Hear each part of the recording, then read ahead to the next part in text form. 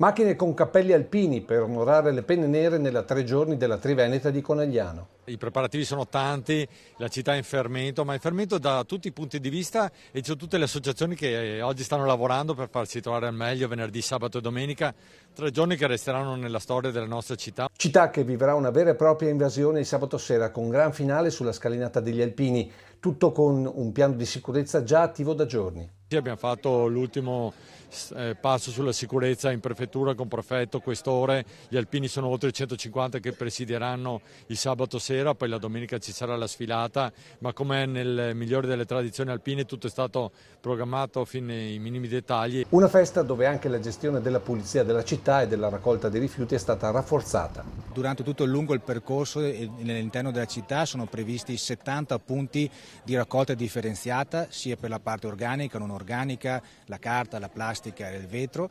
Sono previsti altri punti di raccolta speciali nei 3 diversi punti di ristoro che gli appena hanno attrezzato sempre qui nel comune di Conegliano, con isole specifiche attrezzate per le zone camper dove alloggeranno anche gli alpini, perché sono previsti molti alpini e parlano di circa 20-30 mila alpini, e poi anche nella raccolta della componente dell'umido verrà fatta giornalmente. Perché l'ordine e la pulizia delle comunità è un compito del Consorzio dei Comuni della Sinistra Piave e una missione continua per gli alpini. Qua parlo da amministratore e quindi porto anche il saluto di tutti gli altri amministratori del bacino. In questi 3 giorni noi saremo a fianco degli alpini, proprio perché poi loro in realtà 365 giorni all'anno sono al nostro fianco nella cura e nella manutenzione del territorio. Più macchine e operatori per una maggiore pulizia nella 3 giorni alpina, nuovo tassello della macchina organizzativa già a pieno regime. Stiamo procedendo bene, soltanto lui a controllare dove vengono parcheggiati pullman e camper, hanno già segnato tutto, il parcheggio è pronto. Mercoledì, giovedì mettiamo giù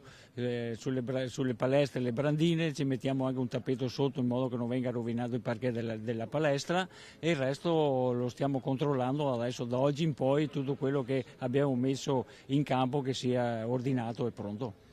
Quanta gente vi aspettate?